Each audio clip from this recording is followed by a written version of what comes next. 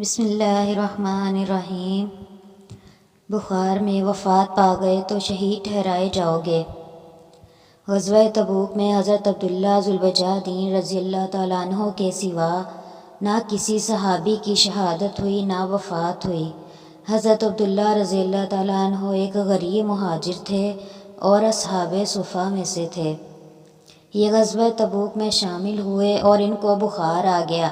بوقت وفات ان کے پاس حضرت محمد صلی اللہ علیہ وآلہ وسلم تشریف لائے تو انہوں نے بڑی حسرت سے عرض کیا، یا رسول اللہ صلی اللہ علیہ وآلہ وسلم، میرا مقصد شہادت ہی ہے اور آپ صلی اللہ علیہ وآلہ وسلم نے میرے لیے دعا فرما دی ہے کہ اے اللہ، میں نے اس کے خون کو کفار پر حرام کر دیا ہے، تو کیا میں شہادت سے محروم رہوں گا؟